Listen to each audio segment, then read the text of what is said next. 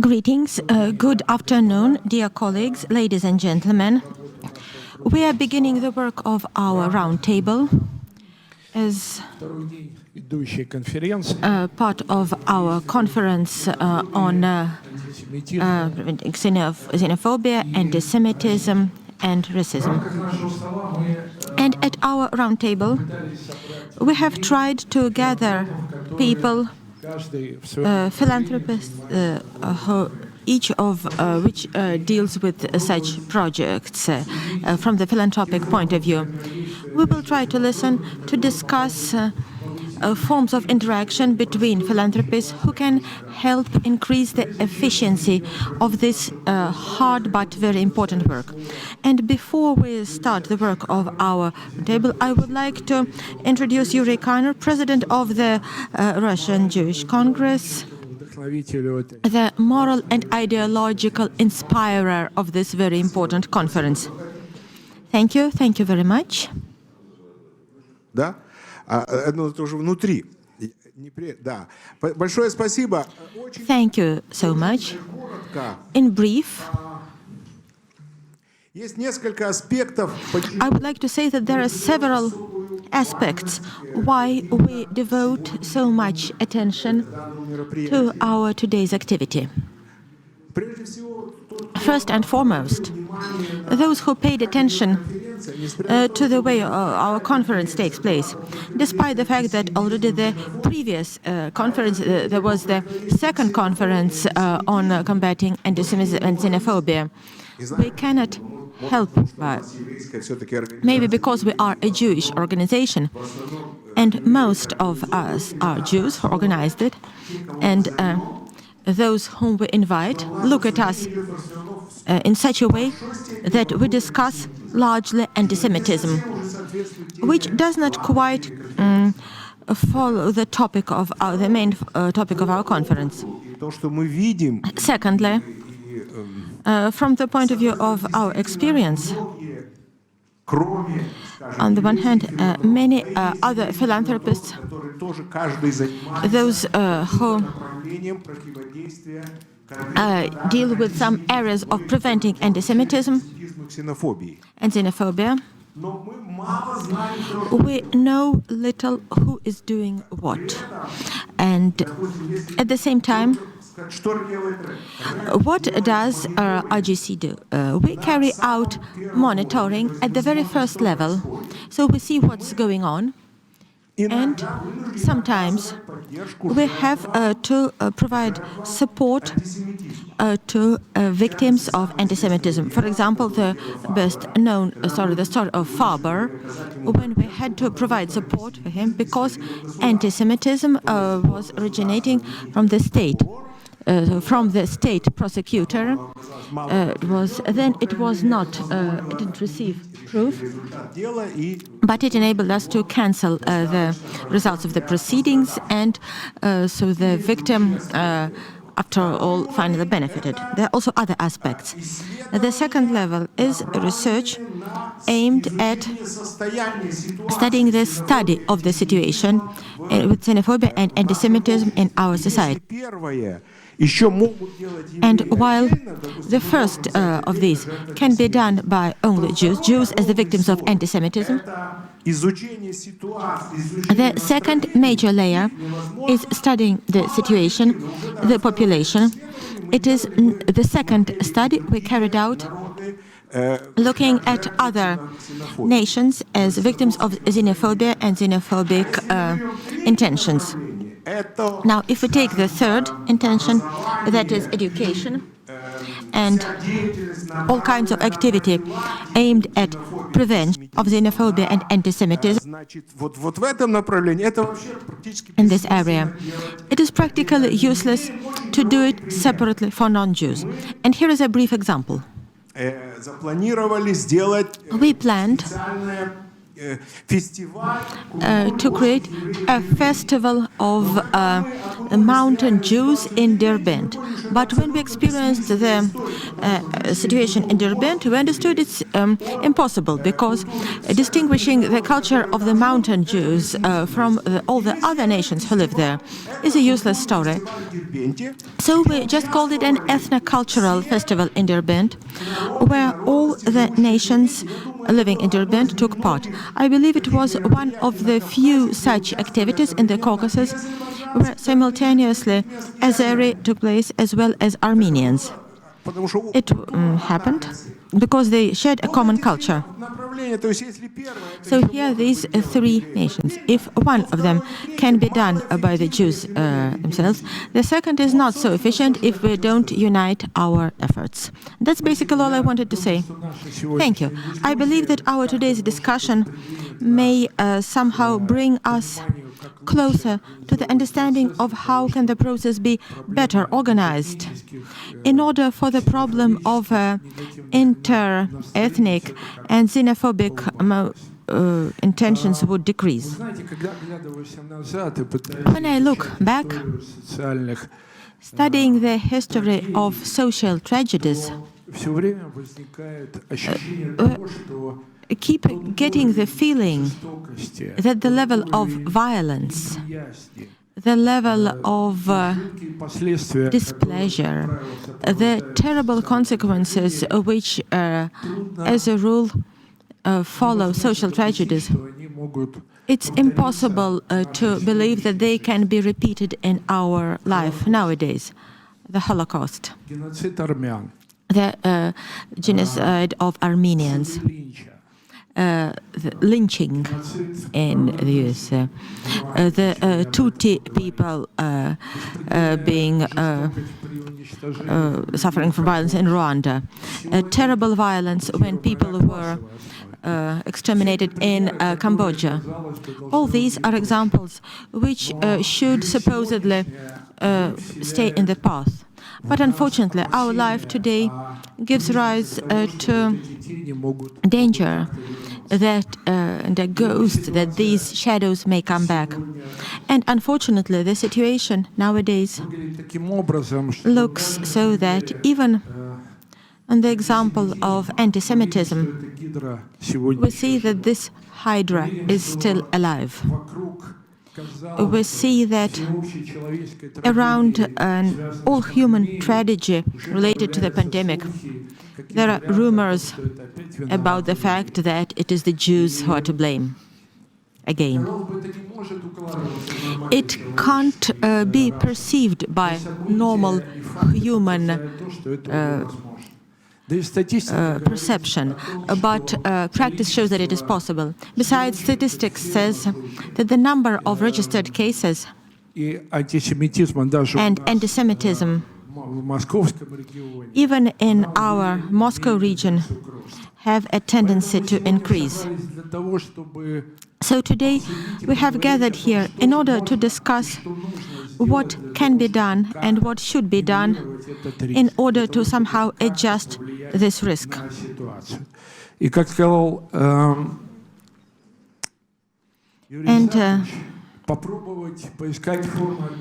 And as Yury said, we need to unite our efforts.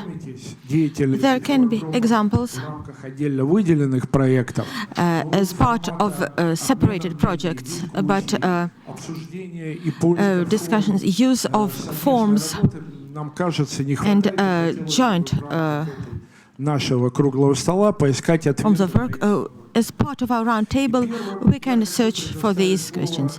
And I would like to introduce Mikhail Fridman, chairperson of RGC Presidium, founder of the Genesis Philanthropy Group, who supports philanthropy groups online. The foundation also supports the Genesis Prize, which is given to prominent representatives who achieve a lot in improving the world. Mikhail, the floor is yours. And could you please share your impression about how we can share how you can, what can be done to prevent antisemitism and xenophobia? Mikhail, are you there? Yes. Greetings, dear friends. Greetings, and thank you for the opportunity to speak. I hope you can see and hear me well. Yes, everything is fine. I will try to not take up too much of your time, just a few words. And here are a few of my thoughts on this topic. I believe that the roots of most of such examples of xenophobia and chauvinism, social conflicts, etc., which we discuss nowadays, go back to the deep historical past. And like any other public situation or social process, they are in the course of development. Of course, the roots of anti-Semitism, if we speak about this notion, date back to the times when religion played a much larger, much higher and more significant role in the life of the society, that it determined the self-identification of the people. And the presence in an environment, be it Christian or Muslim, of another religious group, which did not get assimilated but kept to their traditions, and was non-standard in the behavioral point of view. In fact, in any society, a certain homogeneous religious environment appeared, and only a very small group, primarily Jews, were not willing to join this environment and stuck to their own religious and philosophical views of life, etc. Certain definition, certain closed community. These were the natural roots of anti-Semitism. Of course, anti-Semitism, along with the change of the public environment, kept changing and gradually transformed into the forms that we see today. Same as other ethnic groups, such as Gypsies, the Roma, or the Muslim minority. They also were transferred. Also, other ideas of xenophobia, racial discrimination, all of these historically existed. Of course, we understand that religious contradictions that we speak about play a less significant role in the life of the present society versus what it used to be previously. We live, altogether, the countries of the developed and the developing world, we live in quite a singular society where religion plays the role of a traditional factor, but is not a determining factor. And therefore, the forms and the acuteness of anti-Semitism changed. Its attitude to the authorities, to the power. It is also a typical characteristic for other areas. Fortunately, we live at an era when religious contradictions and unacceptance of other religious beliefs is not so significant in the life of people. So we live in a much more tolerant society. It does not mean that anti-Semitism has disappeared. And I agree with the previous speaker having said that anti-Semitism still exists. And there is quite a lot of it. It can have different forms. A form of anti-Semitism such as anti-Zionism is popular. The unacceptance of the fact of the state of Israel existing. However, I would like to say that nowadays it is clear that the society in this aspect is much less focused on the religious contradictions.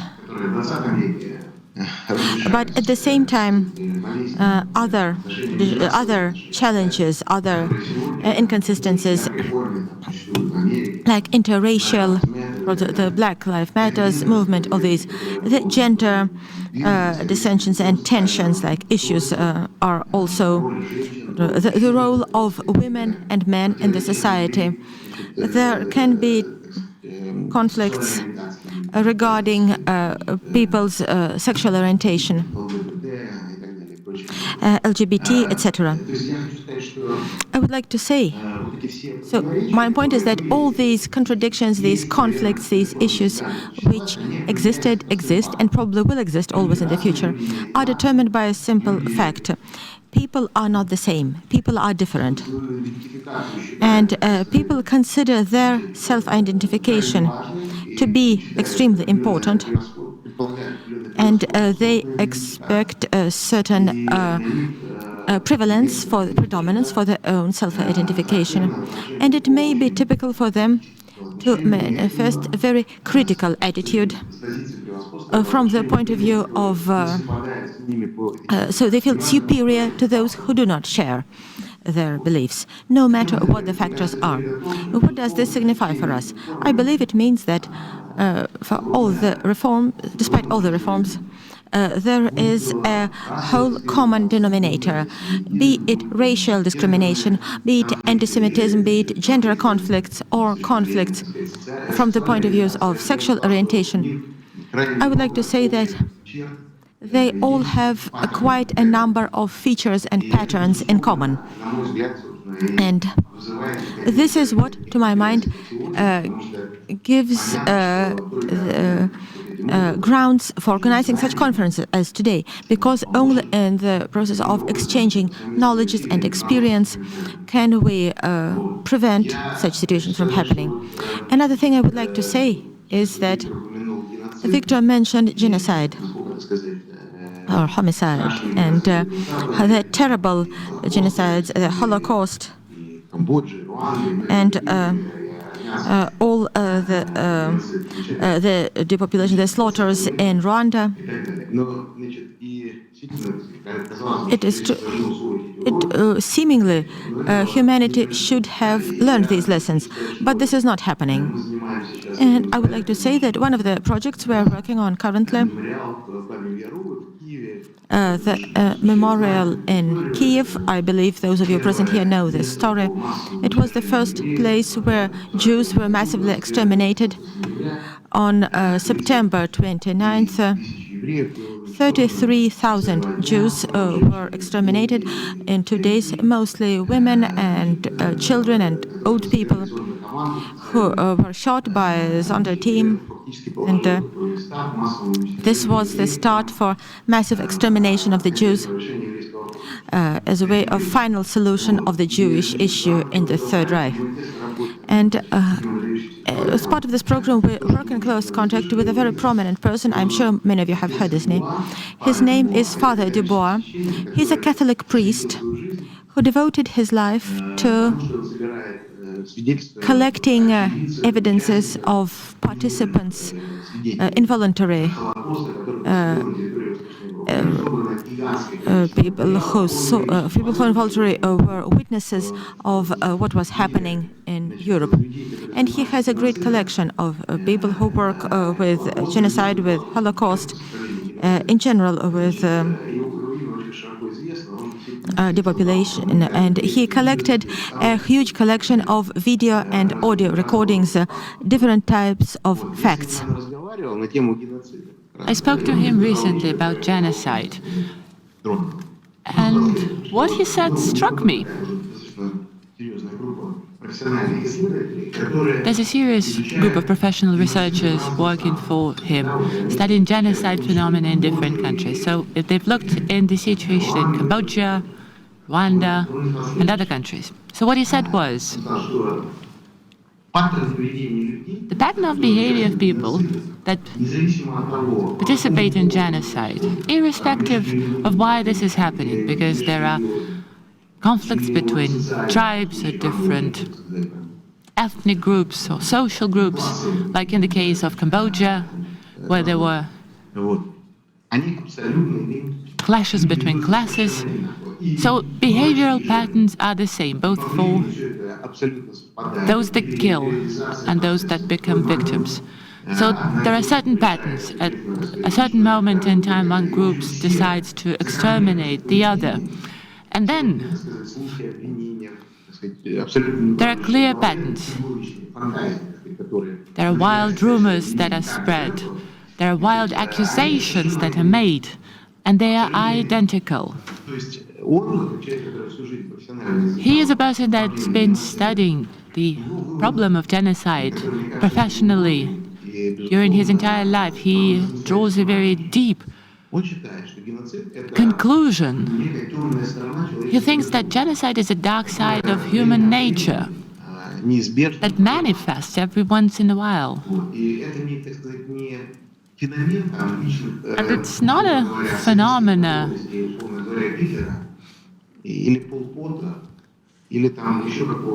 that can be explained by sadistic personality of Hitler, Pol Pot, or any other man who comes to power and starts genocide. It's rather part of human nature. And at certain moments where social tensions are high,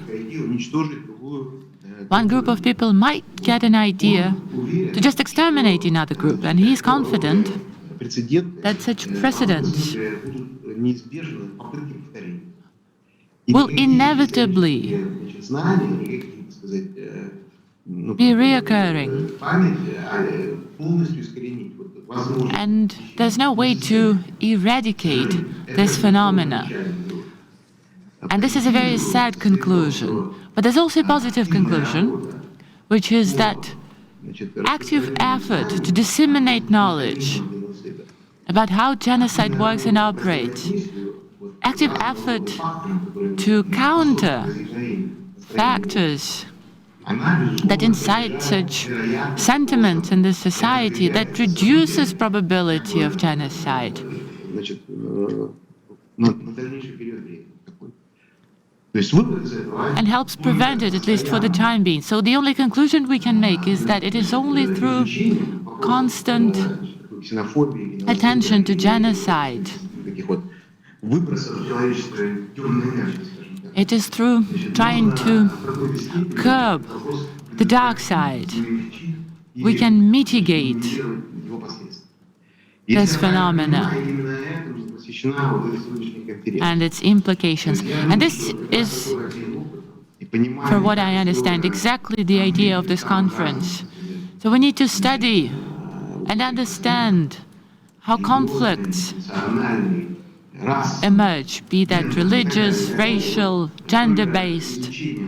And it is through studying this phenomena, through understanding how differences between people can provoke intolerance and aggression towards victims, it is only through those steps we can counter those phenomena, mitigate them.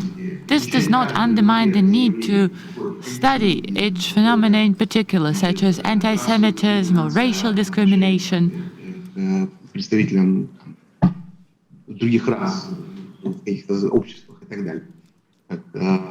In different cultures, in different nations, gender chauvinism, etc., etc. All these phenomena are different. And I'm sure lots of research will be done in this field by civil society organizations that study specific phenomena. But that said, we need to understand that there's a common denominator of all these phenomena, which is getting more and more relevant. And if I'm not mistaken, it is today that we're trying to understand how this common denominator can be identified and how we could, through joint effort, make our individual work more efficient, make more efficient work of individual organizations that focus in specific fields. So I hope this conference will be very productive. And I think it's a very important milestone, and I'm grateful to the organizers for the opportunity to say a few words and share my perspective, and I hope you're going to have an interesting and constructive exchange. Thank you, Mikhail Maratovich. Thank you for this interesting presentation. But before we let you go, if you're still with us, I have a question to ask you, briefly.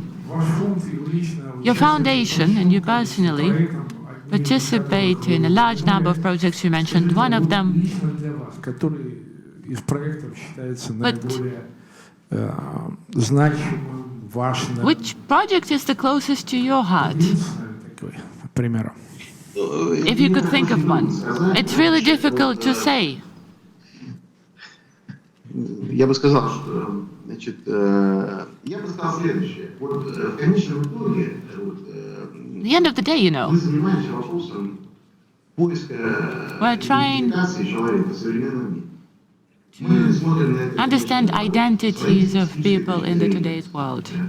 But looking at it from our own perspective, through the lens of Jewish history. And like I said, it is unique in many ways. The phenomena of Jewish culture is unique because it is probably the only ethnic and religious groups that have been in minority and existed scattered in other cultures and was able to preserve its habits, culture, religion, philosophy, etc., its identity. And I don't think anyone will question that. The Jews have contributed significantly to the development of human science, culture, diplomacy, has been doing so and is still doing so. And we live in this great new world, the world of tolerance, where religious contradictions are mitigated, and the idea of this conference is to mitigate, to bridge differences. And we feel how close we are to peoples of different cultures and different religions. And it's really important for us to be able to understand and be able to explain our unique identity. As for which project is the closest to my heart, I guess the most efficient is the main. But it's hard to say which one.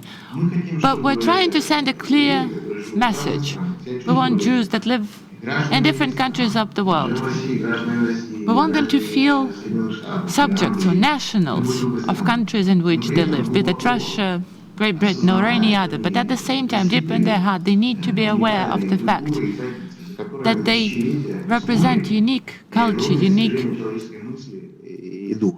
history that is grounded in centuries or millennia of tradition. I don't know which of the projects will be most efficient in the long run. I think the cumulative effect is the most important.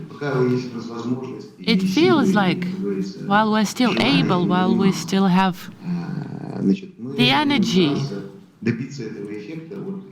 to work on them, we'll try to achieve maximum result and work on all of those projects, and life will show which one will be more efficient. Thank you so much, Mikhail Maratovich. Colleagues, I have a question to speakers. Mikhail Maratovich was first.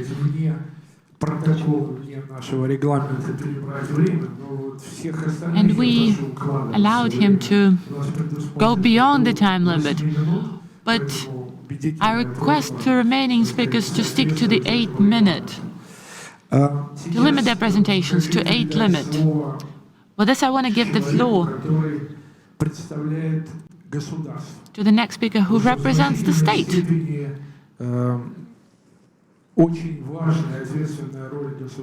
Because the state plays a very important part. The state is responsible for what's happening in the country in terms of protection of individual human rights, in terms of prevention of conflicts. For whatever reason, be that ethnic, religious affiliation or whatsoever. So the role of the state is exceptionally important, and I want to give the floor to Anton Ignatenko, Director of the Institute of Religion and Politics, and ask him to give us his perspective. Thank you.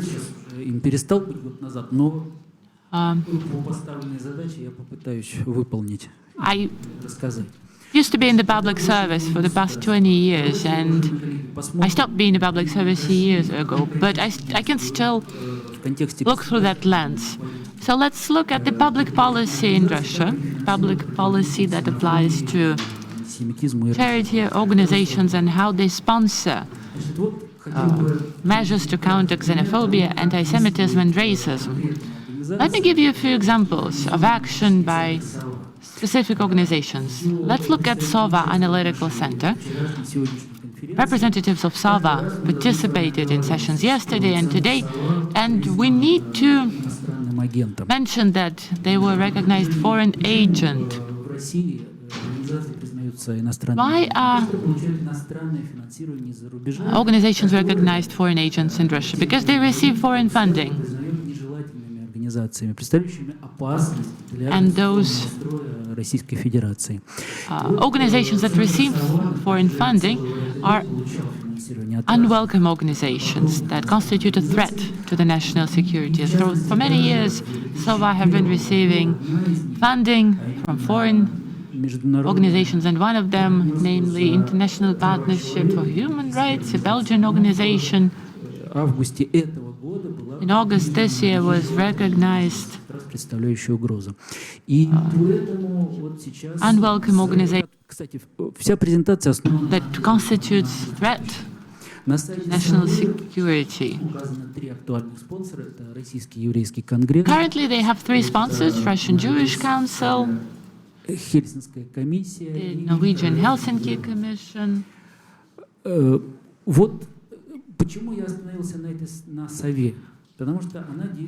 And the International Partnership of Human Rights. So, SOVA have been working for a few dozens of years. According to my humble opinion, the xenophobia monitoring is the most comprehensive. They keep track of court practice, anti-extremist legislation and its application.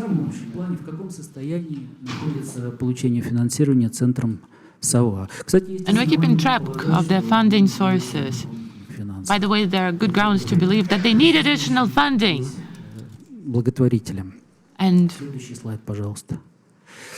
I'm mentioning it here for the philanthropists present here. So how it all began? Prior to 2007, funding of Muslim religious organizations in Russia from abroad was happening beyond the state's control. And somehow, certain foundations, oftentimes backed by extremist circles or even terrorist organizations,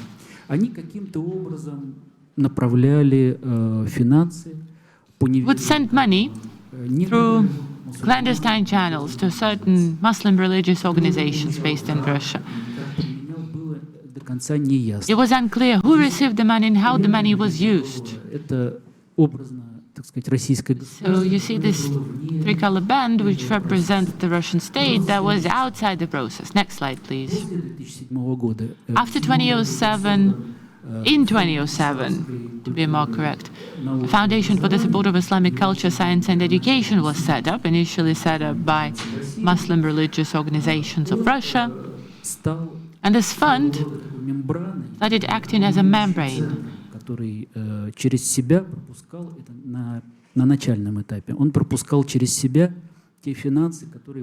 As a center that was overseeing foreign donations to Muslim organizations, so that it received donations and then would redistribute funding among a number of religious and educational establishments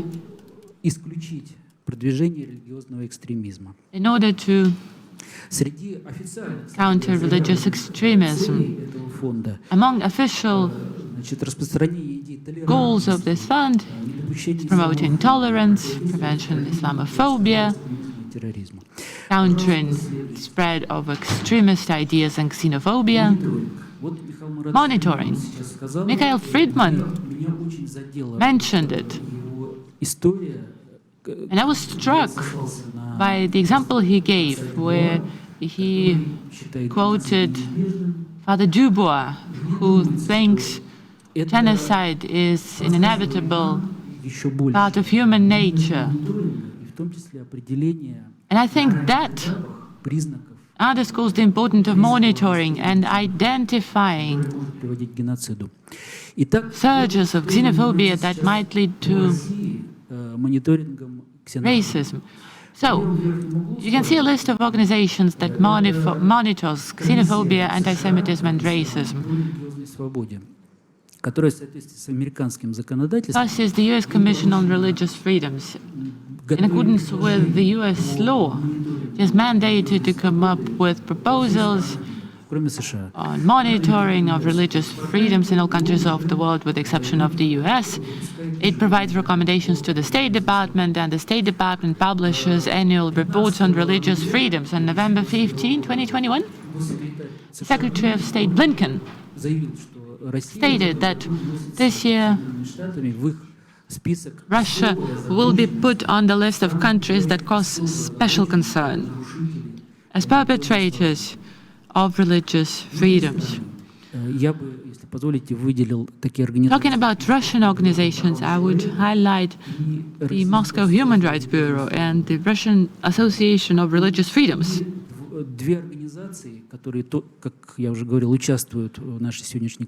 And there are two organizations that participate in this session, Sova and Levada, centers the best in this country. And I added the logo of my institution because we also do our own monitoring. We will publish it by the year end. We monitor the situation with freedom of religion in our country, generally. Государство. Как вот мне сказали, про государство больше рассказать. So our moderator asked me to talk more about the state perspective. In 2015, a federal agency was set up on nationalities, which is a central agency that is in charge of putting forward public policy and various federal programs. On this slide, you see data on funding. We're talking billions of rubles. Next slide, please. So what are the indicators that they're tracking? What the state is tracking? Through this program, on the left, we see a positive indicator. Share of citizens that have positive assessment of inter-ethnic relations, and this indicator has been high and stable, over 75%. On the right is a negative indicator, share of conflict situations between various representatives of various ethnic or religious groups. If you look at the orange curve, you'll see that the share on conflicts that reaches the federal level has been going down gradually by 3% per annum, and it's the big advantage of the state policy, of the public policy. You can plan it, and it happens. Next slide. Furthermore, here is the foundation of presidential grants. It's another tool, another foundation, which is very powerful and which provides financing for projects, for grants to non-profit organizations that facilitate the improvement of international and interreligious agreement in the country. And here our staff tried to put everything in this slide. So for the sake of time, I will not go into detail, but I can say that the financing is more or less stable. In the course of 2 grants for the topic of improving international and interreligious agreement, the foundation usually analyzes several hundred applications, and about 80 grants are issued. Here, we singled out a few organizations or groups which we believe to be most prominent. The first one is the Russian Association of Religious Freedom, which works with violation of religious right and problems with the rights of believers. Also, this association holds annual activities. For example, on November 22nd, yesterday in St. Petersburg, they held a conference which was called Freedom of Conscience and Religious Intolerability in the Modern World. Then goes the Guild of Inter-Ethnic Journalism, who at their website are carrying out a project called New Media. It's a tool for developing new media, and they spread out trustworthy information about the traditions and ethnic lives of 93 nations that populate Russia. The 3rd and 4th sections are the website of the journal called FOMA, which publishes materials related to the interaction of church and the mass media, and Radio Vera, or Faith. The information which is being conveyed to the readers, to the listeners, are about traditional spiritual values, which are focused on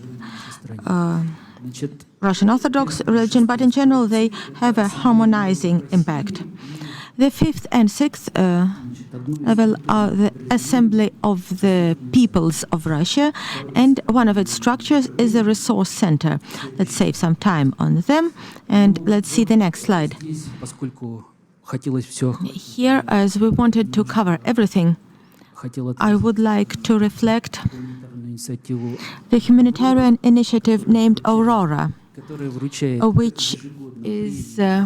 which every year issues a premium of $1 million to those to those who promote humanitarian ideals most actively in the course of their work. And in the future, the laureates of this premium can use it to support organizations which helps needy regions. Grants are issued. There's a program called Ararat Challenge, which is very relevant currently. Хорошо. Следующий слайд, пожалуйста. So let's see the next slide. Но опять про вас. Again, about you. I wanted to reflect the largest and most prominent event. In Moscow, there is a Jewish Museum and Tolerance Center. It is one of the largest exhibition sites in the world. The first museum, the collection of which is not only artifacts, but interactive sensors. I'm sure many of you have visited this museum, the Center of Tolerance. At the center. Okay, I will try to be brief. And let's see the next slide. Here's the Genesis Philanthropy Group that Mikhail told us about. And let us see the next slide. The Russian Jewish Congress. Все-таки, Юрий Сакович, Ну хорошо, тогда вот он наш So, Yury, here is our final Я хотел бы, slide. Тогда в 2-3 фразах, And I would like, in a couple of phrases, to say что that основной вывод. the main conclusion of the whole presentation is as follows. The state, the Russian state, which possesses sufficient financial resources, during the period between the years 2012 through 21, to a large extent substitutes private and non-governmental charity organizations or philanthropic organizations. To which extent is it justified? Of course, yes. But I believe that this state policy could have been useful to provide support to it from the patriotic point of view for charity private organizations. Thank you. Thank you very much. Более-менее представление, как I believe that we have a general understanding of the financing on behalf of the state, on behalf of private institutions. And it's a doubtful, we can't call, it's a disputable question how they should be financed, which there should be more, but at least we have some information. Well, colleagues, our next speaker should be online. известный меценат, предприниматель. A well-known philanthropist, member of the RGC committee, David Yakobashvili. Yes, here I am. Good afternoon. David represents very different areas of the project, so he will now share his understanding of cultural projects which are aimed at solving those issues that we are currently discussing.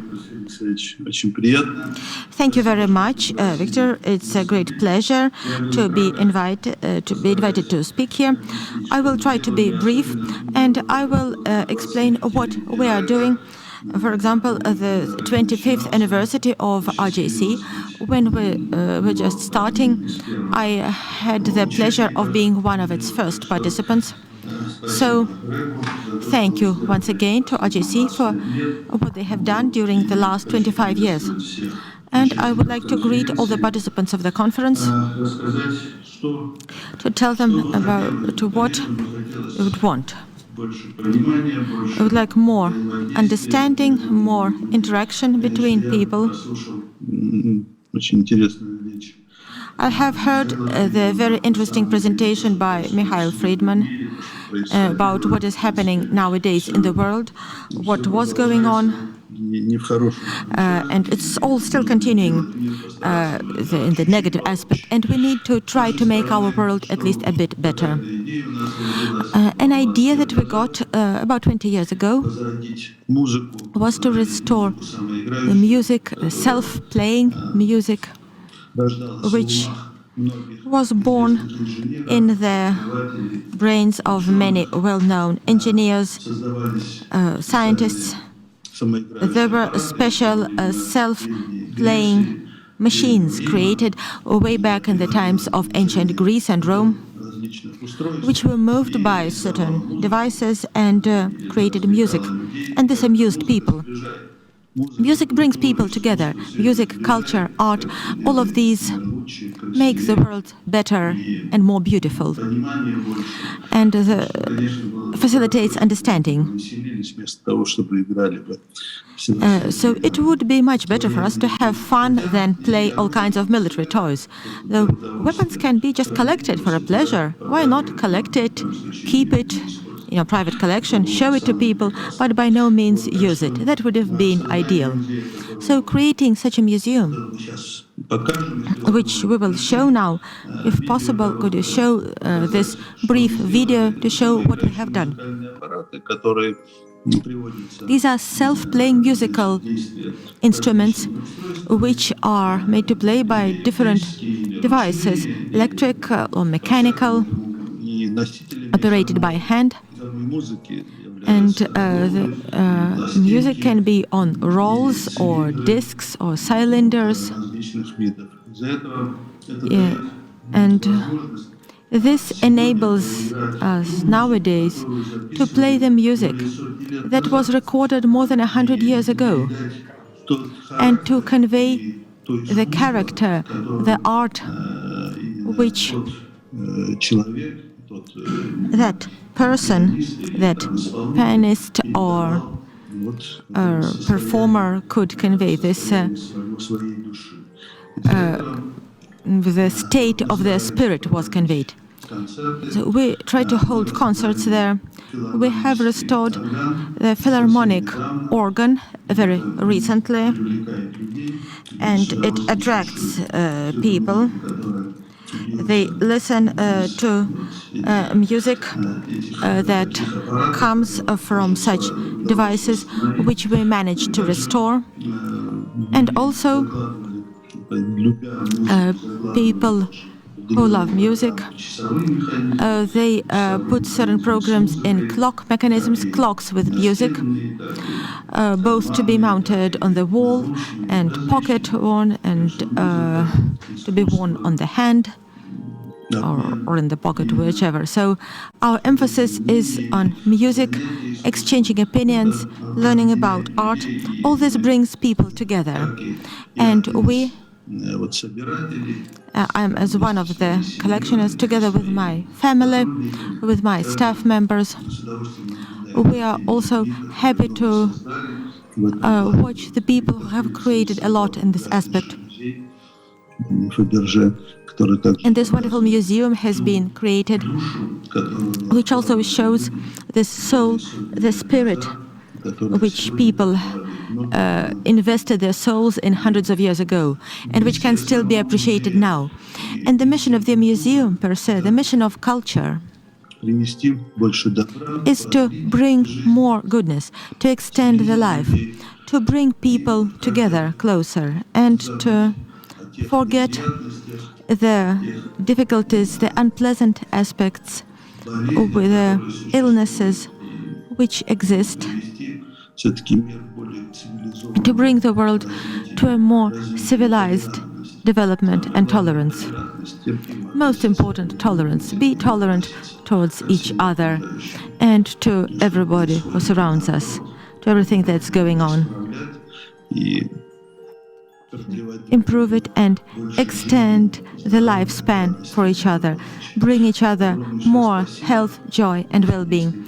Thank you very much. If there are any questions, welcome. And in general, I invite you to our museum, which will always open its doors with love to all those who would be interested. Thank you very much. Thank you so much, David. The dialogue in the language of culture. I believe this is one of the most open, peaceful, and interesting aspects. It leads to mutual understanding between different cultures, for it to be at an appropriate level. And thank you so much for what you are doing. Beauty will save the world. Thank you. Now I would like to pass on the word to Ruben Vardanyan. But before passing the microphone to him, I would like to refer to one of the pages of the Holocaust tragedy related to the holy man of the world. We all know that there was a large number of victims of the righteous. So we know that there were righteous people among the nations who risked their own life to save others. And they may not be very numerous, but the memory about them is one of the things that instills an assuredness in us that we can cope with this virus and cope successfully. And I would like to pass on the word to Ruben, one of the founders of the Aurora Foundation, the Aurora Initiative. In fact, one of the pages of this initiative of this foundation is aimed at preserving memory of the tragedy and preserving the memory about the people who, within the framework of this historical terror, found the inner strength to save other people. So, Ruben, the floor is yours. Thank you, Viktor. Thank you to the organizers for the invitation. It is a great pleasure for me to be here with my colleagues, whom I respect greatly, who do so much for the world, for their nation, for their countries. And during the 8 minutes that I have, I would like to try to tell you about three things. One is the reasons why we started this project. The other is what it is about. And the third is what are the conclusions that we can make from the activity of this project. It so happened that genocide of the Armenians happened it took more than 100 years ago. And in 2014, we understood that the 100th anniversary is a turn point. I am probably the last generation who remembers when my grandfather told me how he was saved, how he went to an orphanage, personal story about what happened. I understood I will not be able to pass it on similarly, in a similar way to my son or to my daughter. Secondly, I understood I won't be able to find the people who saved my grandfather. He was saved by a Turkish horse driver who hid in his cart himself and his sister.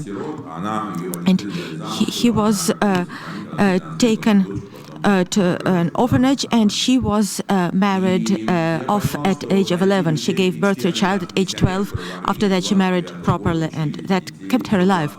And there were 120,000 orphans in these orphanages.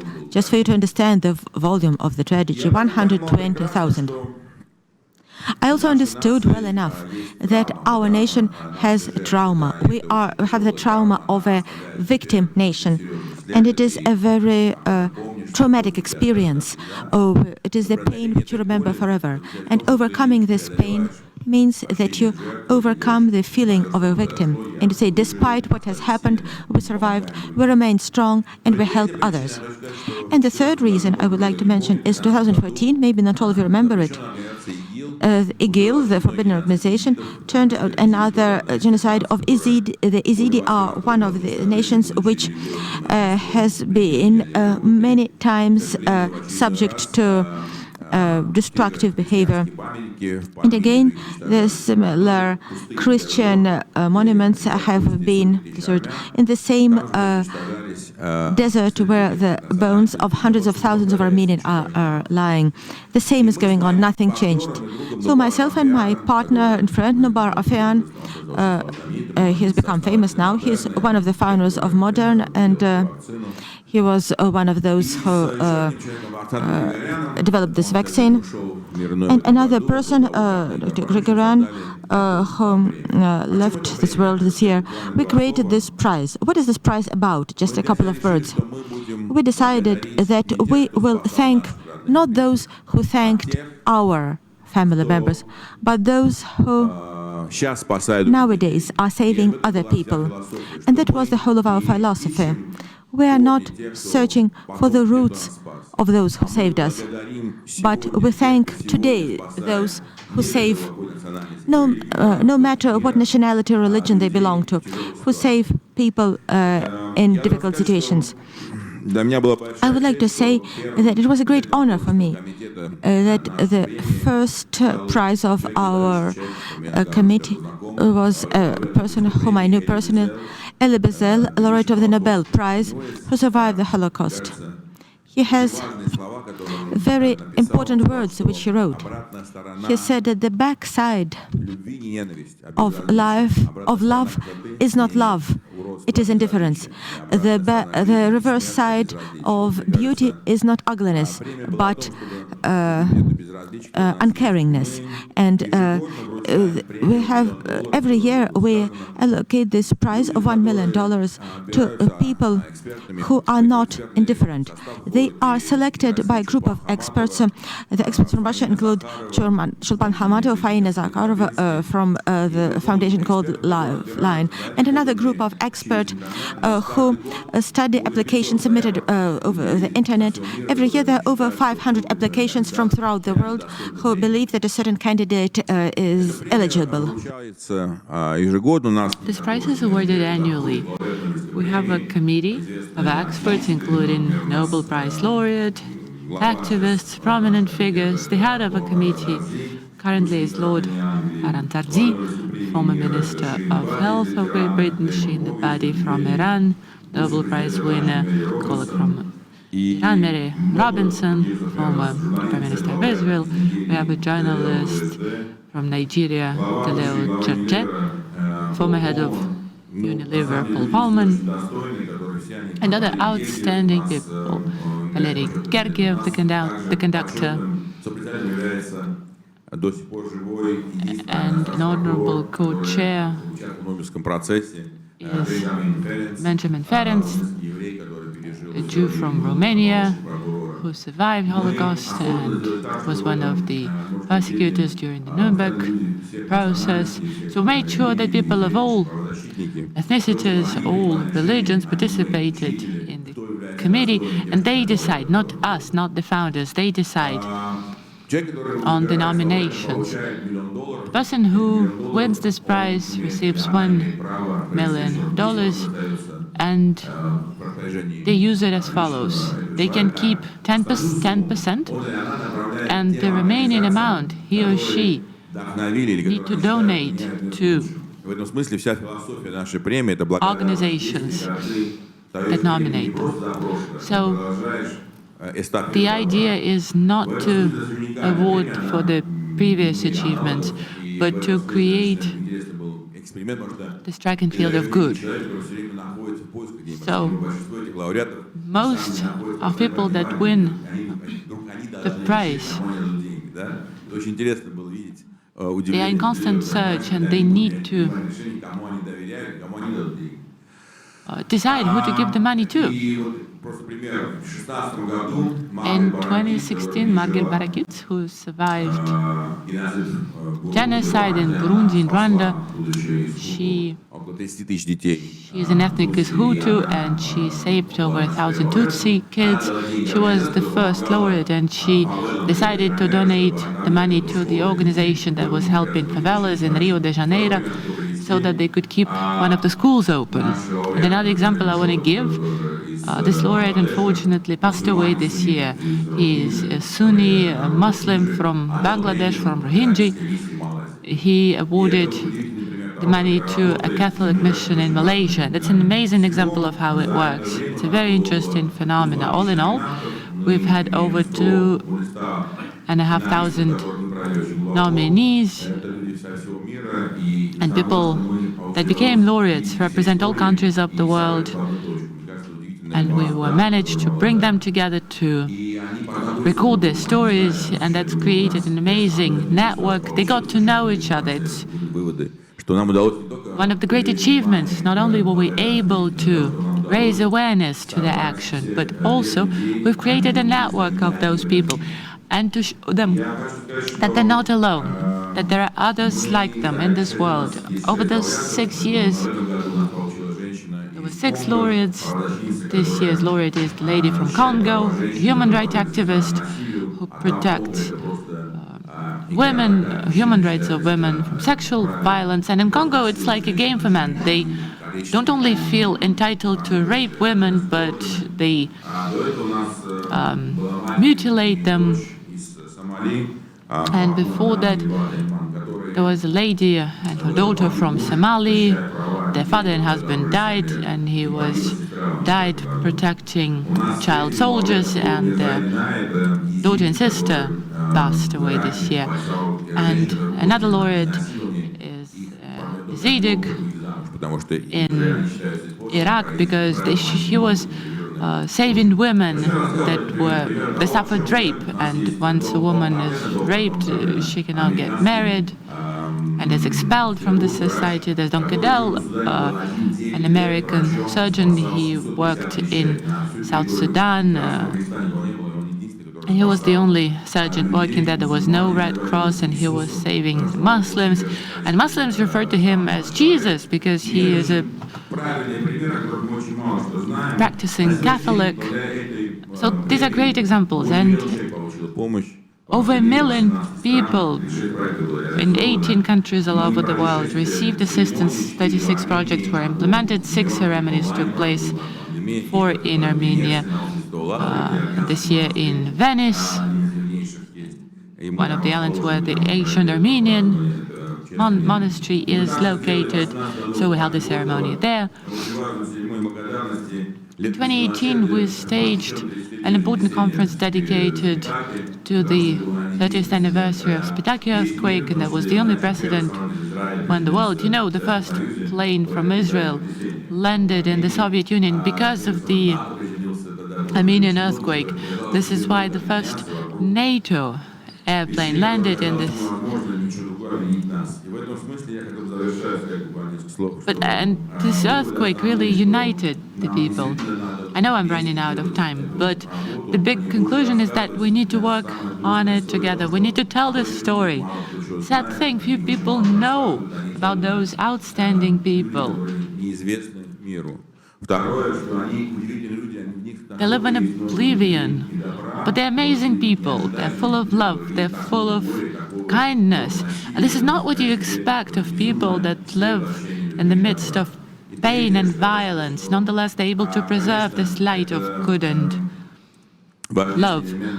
And last but not least, what Mikhail and Anton mentioned, education is really important. We need to work on education and awareness raising to prevent those tragedies from reoccurring. I understand it will take years to fully comprehend what happened in the 20th century. Holocaust happened 25 years before Armenian genocide. And people that witnessed it are dying out, and soon there will be no eyewitnesses. And genocides, terrible events that happened in Rwanda and other places. We need to overcome those tragedies and it is possible thanks to contribution of people like those that receive our prize, and we need to honor and appreciate people that send others. Thank you, Ruben. Для меня лично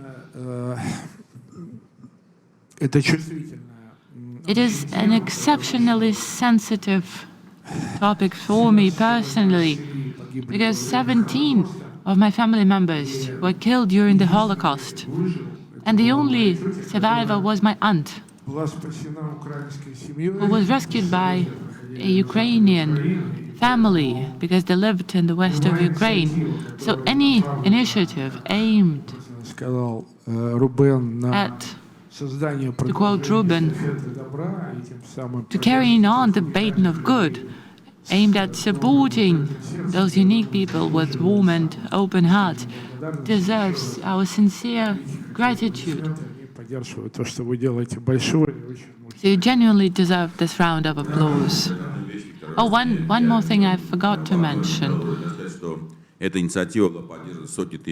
initiative was endorsed by hundreds of thousands of people, and I'm very grateful to Mikhail Fridman and many of my friends that endorsed and supported this project. So I'm not the only one funding this project. A few hundreds of thousands of people are sponsoring it one way or the other, and I'm very grateful to all of them for their support. Thank you. On this, I want to give the floor to Ahmed Obiad al-Mansoori,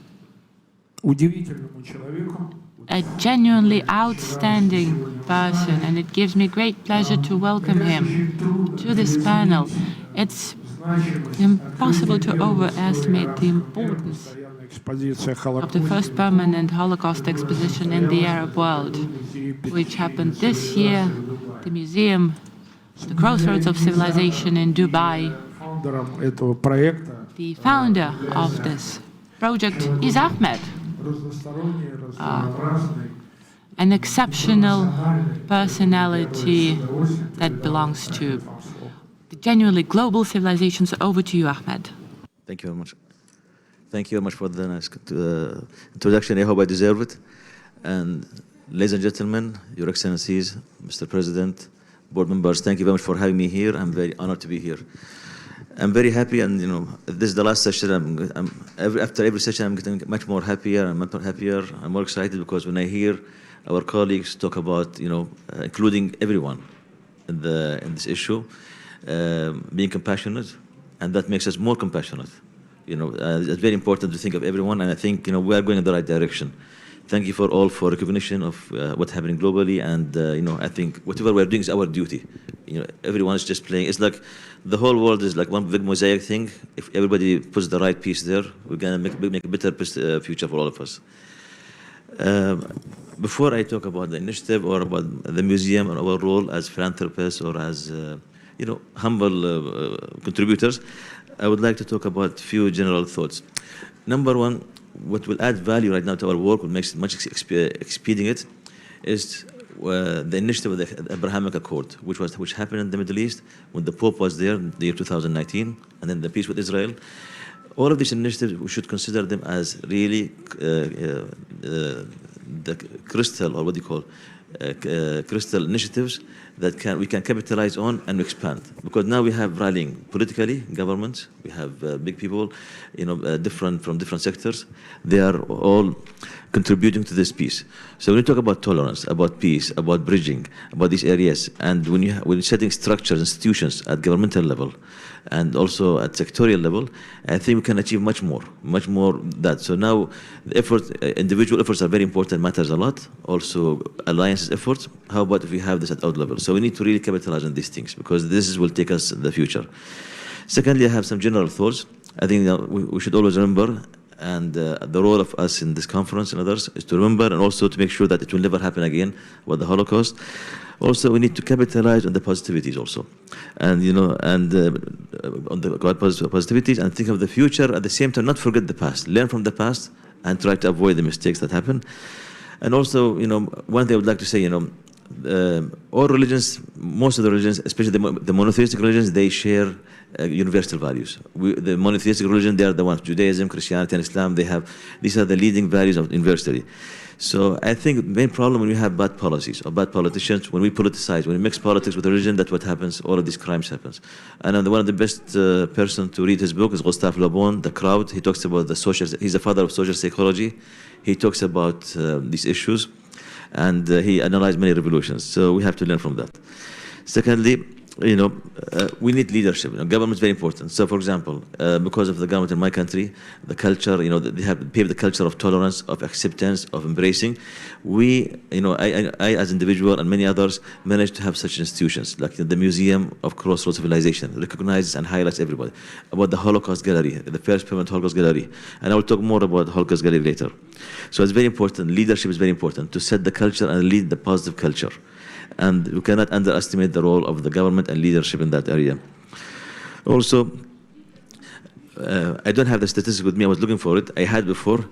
Countries that invest in community and good things, the contribution of that sector, of voluntary sector, of good work, such as the effort that you are doing in the Russian Jewish Congress, the contribution of that in the GDP, in the gross domestic product, much higher than GDP of the whole GDP of 22 countries at one time. So the more we contribute in this area, the more the country excels, because it will solve many problems, prevent many things, and this is a fact. We have statistics for that. I can share that later for you.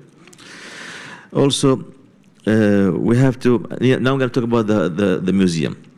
The role of the museum is very important, I think, because we are working in a region which is different than your region. We are working in the region which is so so unstable, have different perspectives, and it is the region which was hosting all of these monotheistic religions.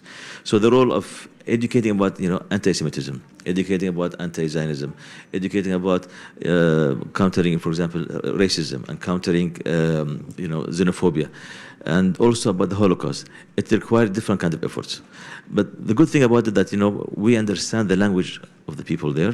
So it's good to have policies by having to share the knowledge in the language and with the tools so people understand this. And I think the best tool is the museum, because when you have original items, when you have facts presented, people themselves, they can make their own things. I'll give you an example before the Holocaust. As I mentioned earlier, in our museum, we have a gallery. We show the photos of the places of the Jewish people in the MENA region, Middle East and North African region. These photos remind the people, the Jews are from the region. As we have tribes, the Jews have tribes. You cannot talk about Jews without Arabs. You cannot talk about Arabs without Jews. It just reminded them. We capitalize on the kinship. These are the values. If you are in the Middle East, you cannot escape from religion. You cannot escape from kinship. You always have to, emphasize, because we have lots of positive things, religiously, kinship. Whatever is politicized, we take our things which are taken out of the context, we should leave them outside. We try in the museum also to destroy any stereotype or negativities. So that's why, we had, for example, one of the best conference we did after the signing of the peace between the museum and an initiative from Israel, from the Heritage Center. We had a conference and exhibition called Rebuilding the Abrahamic Tent, Historical Kinship, Future Alliances. So we capitalized on that one, and we signed agreement, MOU, to support one another. So it's very important, our role to go there, and that's why we are more focusing on preserving, investing in expanding more the museum, and also in preserving the artifacts, and also preserving the values that bring people together. These are very important for us. Values of hope, of compassionate, and of multiculturalism and tolerance. Whatever we do is under a verse, which you have it in Judaism, I think in the Mishnah, and we have it also in the Quran, which is taken. The Quran says we take from your book. It says, "Who saves one life save the whole humanity, the entire humanity." So this is our role. We talk about the Holocaust. In the Holocaust Gallery, we commemorate, and have the memorial of the victims. In the second half, we also talk about the righteous people who helped, who risked their lives and to help the people there. It's very important. So we can link it to the region. So people can understand it more. Also, so people can understand, because there are multiple narratives, whether lowering the issue, underestimating it, or ridiculing it, or denying it for political reasons. But here we in the UAE, I think we are very serious about the peace, and we are very compassionate. Also, the peace is not for us; it's just political or economic peace. It's also human to human peace, people to people peace. It's peace with compassion, with a social life, with the kinship. So it's a complete peace, which includes feeling for one another, not just in happiness, also in the sorrow. So. In the museum, we're trying to, I'm going to talk about the initiative, if they can put the title later for me, please. So we need to work together to unify our efforts. We try to work together to destroy any kind of stereotype, negative stereotype, and I think there are lots of things happen before, and whatever the negative narratives, whatever 70 years, the virtual wall which happened between us, it's gone right now. So people are much more happy, and work together in that area. Also, we need to find the mechanism after this conference. What are the mechanisms for collaboration? And also, how can we make sure that that we not alienate others? We make policies and include the people. And every region, every country have their own language. We had a very beautiful session for almost 3 hours earlier. We were discussing different countries, how they try to do the Holocaust memorial, and also about anti-Semitism, how to fight that one. It exists, and it has the basis for it. It exists, but we have to deal from the roots. How can we take these negative roots so we can move forward? The initiative that I have here, if I may have the remote, please, for not the control for the. You have the control for yes, yeah. Oh, doesn't work? So, no. Our sound engineers will change slides for you. Okay. You can put in the title. I will just speak briefly. We don't need to go to the title. The whole idea is that I've seen the benefit of the museum, because the museum has been since 2012. So we're going to celebrating the anniversary maybe next year. This museum we have seen the benefit of recognizing everyone, recognizing different highlights by providing highlights, recognizing the people of different civilizations, including the Jewish civilization, and to educating the people about these things. And also, how can we have seen the minorities in the country? They themselves see themselves recognized that both when they see themselves in the museum, recognize, they feel very happy, their confidence and their self-image and self-esteem. And also under the same umbrella, they see others, important. So unconsciously, we are building equality in that area and genuine respect. How can we capitalize that and go internationally? So if we have branches of the CCM in different countries, where we have the platform, with the help, for example, of governments and United Nations and key people, how can we recognize minorities? Because usually, most of the countries, museums are about the elites or about great civilization or about only a certain group of people. Here, the platform is to bring everybody. When we include everyone, by default, we increase the knowledge. And if we can also take that virtually, extend that, make a partnership with, use technology with Google or Apple or other companies, we can really, bring technology and history together for the better future. I mean, this is the brief about that. I can talk about it much longer, but the point is, how can we take this example, which was tested in an area of more than 200 ethnicity nationalities, how can we take it outside and make it happen? And all of that just to make sure that we have better future for the future generations, and to make sure that as we said, as God said, and as He said, if you save one life, you save the entire world. Is the opposite also true? If you kill one life, if you take one life, that how affect negative effect on other people. How about if you kill 6 million people? So I hope all us the best, and hopefully we can do some work together on that. Thank you very much. Ahmed, thank you so much for your presentation. Not presentation, but your speech about museum. It's absolutely amazing. Thank you so much.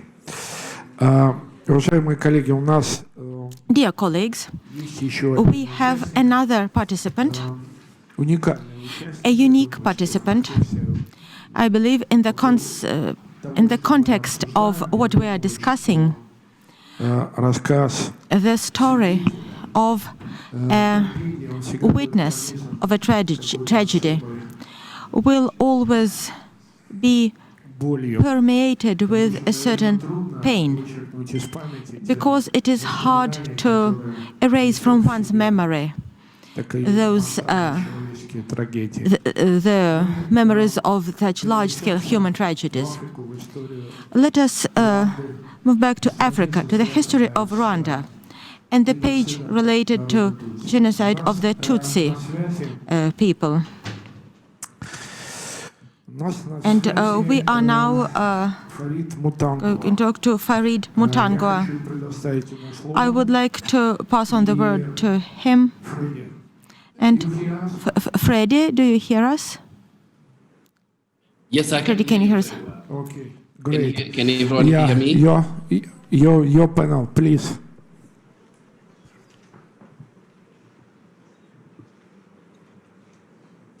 Yes, can I start? First of all, greetings to everyone. As the moderator introduced, I'm Freddy Mutanguha. I'm Executive Director of Aegis Trust, which is British NGO that really helped to manage the Kigali Genocide Memorial in Rwanda. So before I go far, I would like to bring my screen, my slides, so that if we can, the technical team can help me to bring the slides here, and then I can do my presentation. Thank you. While the fixing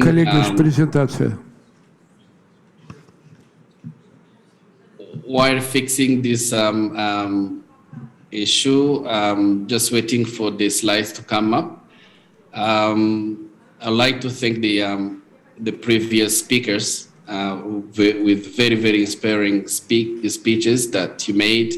And I agree with you, David, that understanding between cultures is very, very important.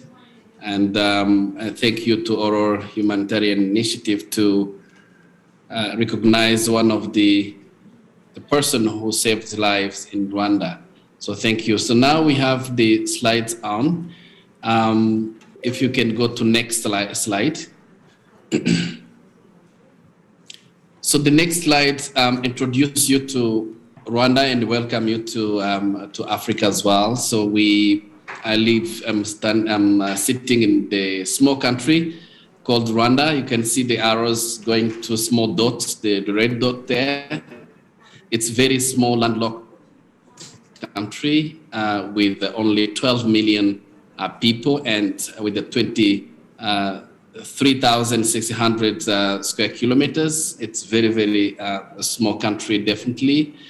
Unfortunately, this country, and then if you go to next slide, I'll try to keep short. Next. This country was very, very good place to live, and historically, it was inhabitant of three categories of people. One is a Tutsi, another one is a Hutu, and a Twa. The Tutsi being the cattle herders, and the Tutsi lived by having cows and the pastoralists, and the Hutu, the farmers, who actually use the agriculture for their living. And we have a small category, which is Twa, with the hunters and people living in the forest. But three categories of people, they had that harmony. In Rwanda, we speak one language. We're speaking Rwanda. In Rwanda, we have one culture. In Rwanda, we have one religion, and we had one king. So it was one people in that time. From that harmony, unfortunately, when the colonialism came, we got divided. The Tutsi on one part, the Hutu in the one part, and the Twa as well.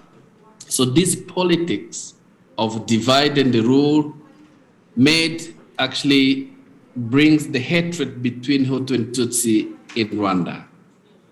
And this was horrible because we were told that we are not one people, and we were told that we don't share the same blood and same parents and ancestors.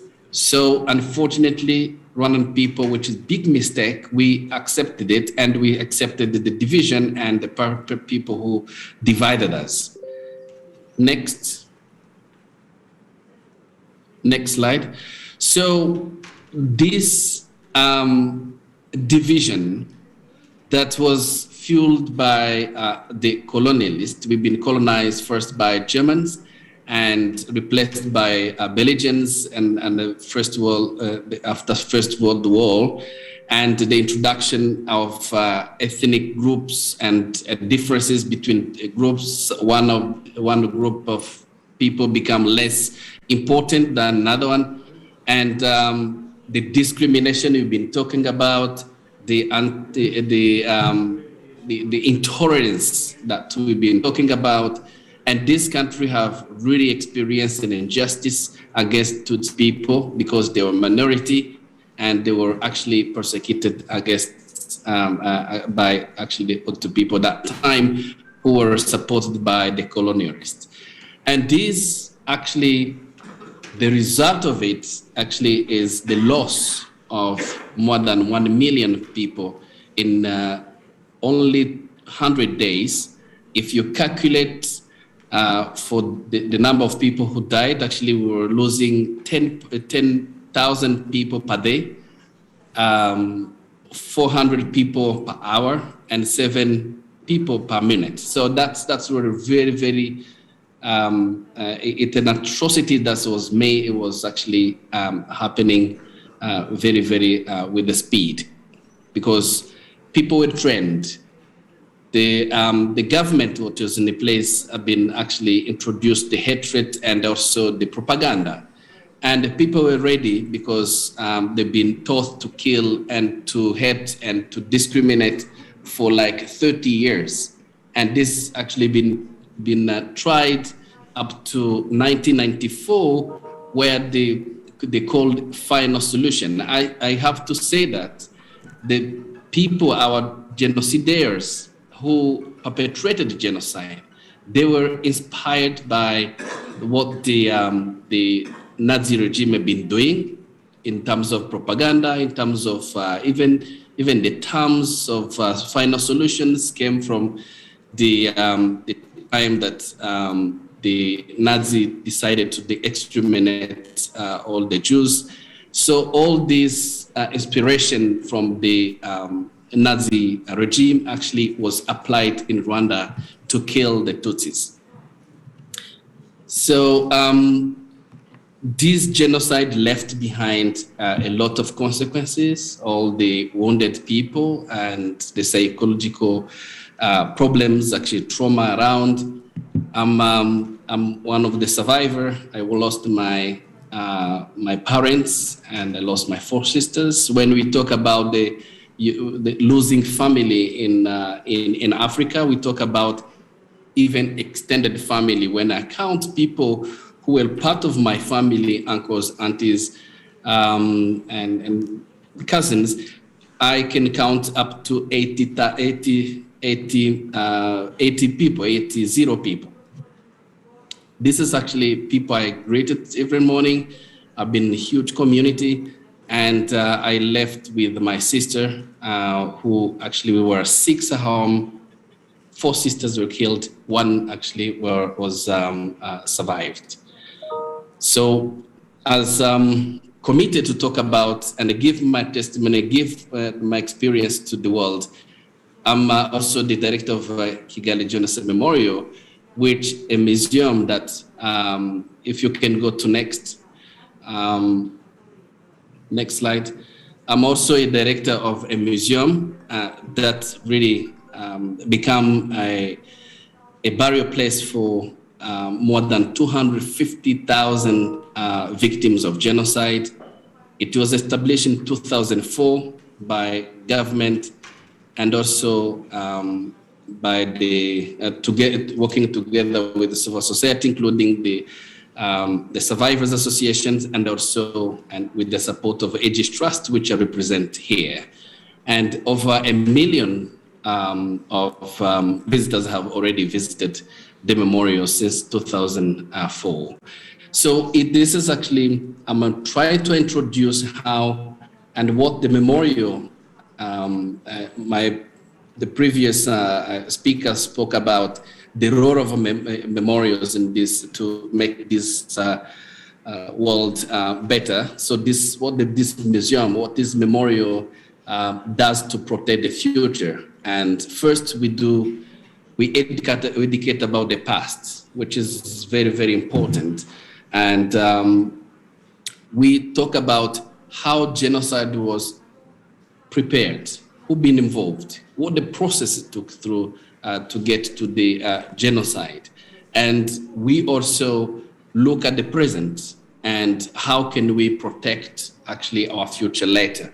So through memorization, through the memory of genocide, through giving respect to the victims, through the commemorations period and commemoration time and people, we actually thinking about how this can help to be conscious about not making the same mistake in the future. So next. The memorial is a place of burial, is a place where is a final destination of the victims of genocide. It's a place where the survivors feels much more comfortable. They feel at home. One of the survivors, you see him standing, his name is Olivier. He said that the memorial represents our history. It's a place where I feel whole again, where we can be with our loved ones again, and it's a space. It's our home. It's a home for survivors because many survivors, they have their relatives in the same memorial. I have my mom and my 4 sisters in the same memorial as well, who have been buried in the same memorial. And I'm so happy to be and walking close to her mass grave, because I feel it's not a job, it's not what I do because I want to earn money, but it's part of my life as well. But it's a memorial that is visited by different people, dignitaries, and you can see George Bush. We had recently having Macron, and also the UN representative is there as well, so been here. Next. So we do education to prevent any form of racism, xenophobia, and antisemitism.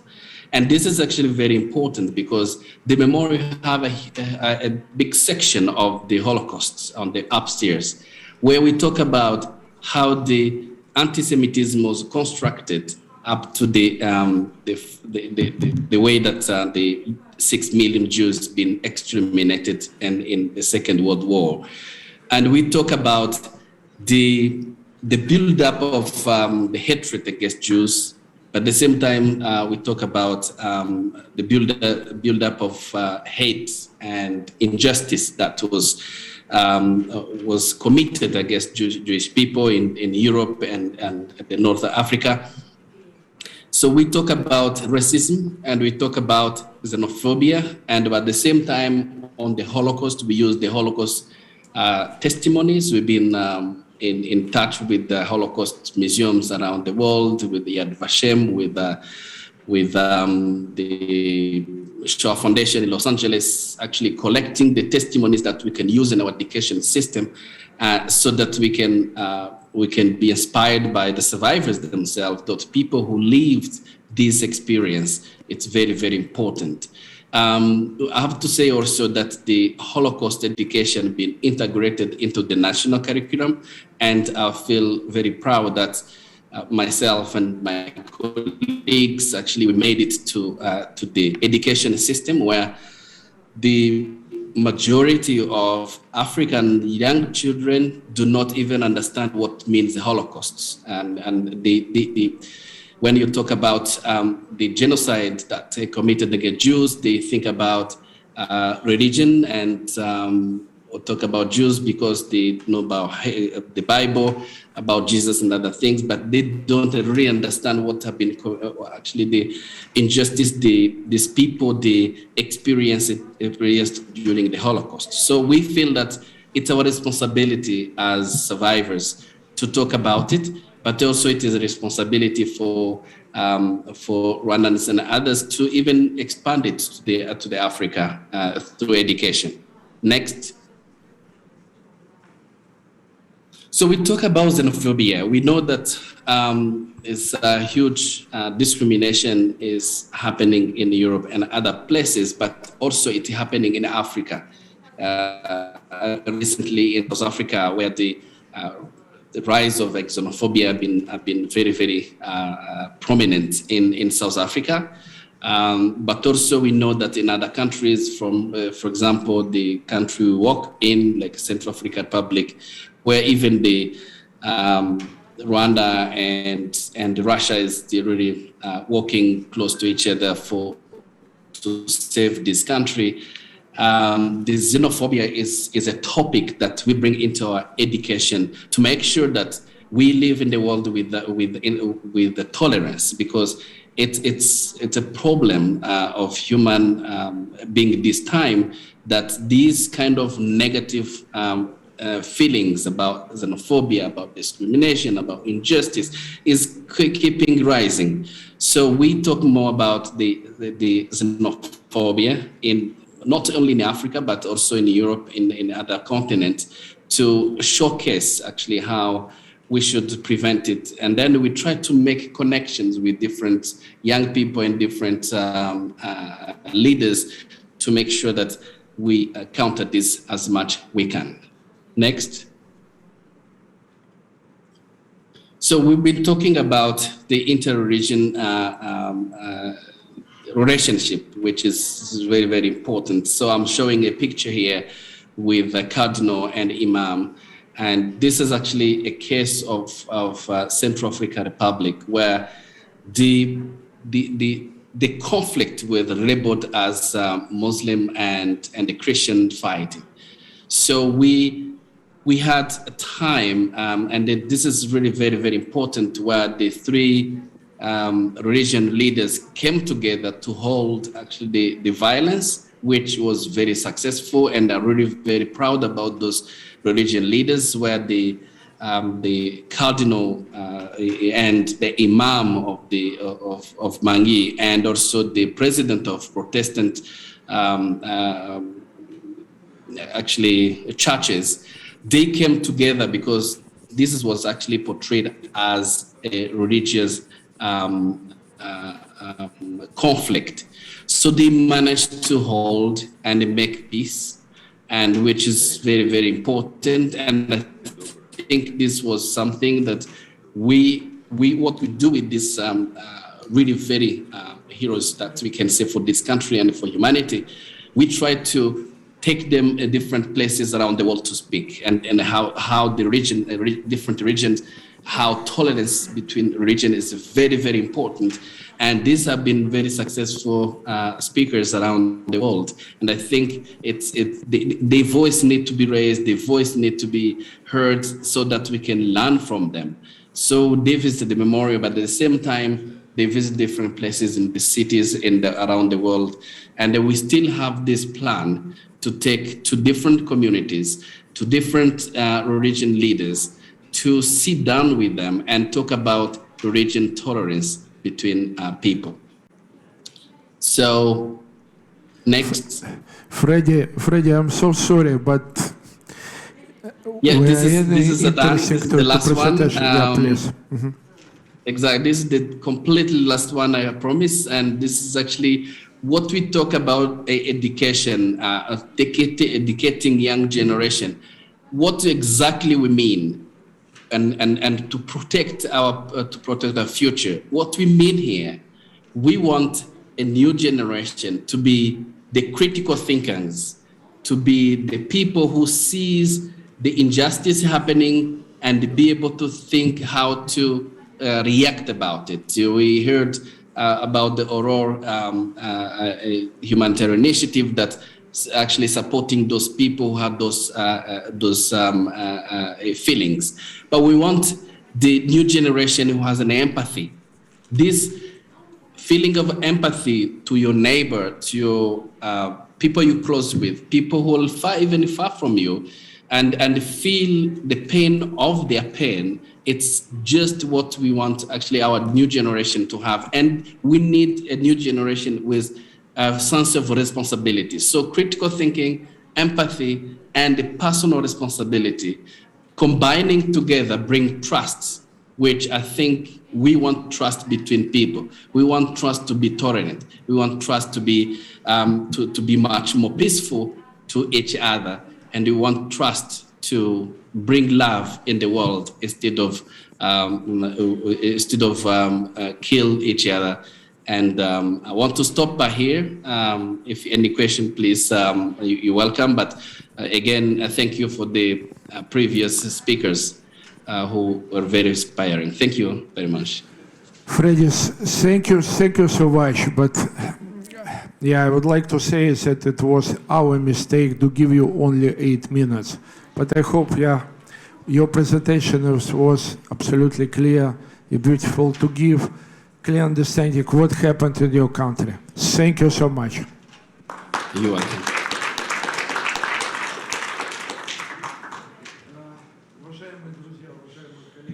Уважаемые друзья, уважаемые коллеги. Dear friends, dear colleagues, with this, я бы хотел бы завершить работу I would like to adjourn нашей сессии this session и извиниться за то, что and apologize выводились из графика, но мне кажется, for being late. спикеров But I'm sure that statements by our panelists were very interesting, very engaging. атмосфера, которая And I think сложилась в во время работы нашего круглого стола The atmosphere around this round table оптимизм. is really inspiring. It inspires hope. Good shall and will prevail over evil. В это верит и внесет And we all have faith in that. непростую, но очень And we'll all make our small contribution to make this happen. Let us give a round of applause to our panelists. Ну и, наверное, до встречи через And год на see you конференции, да. next year at the 4th conference.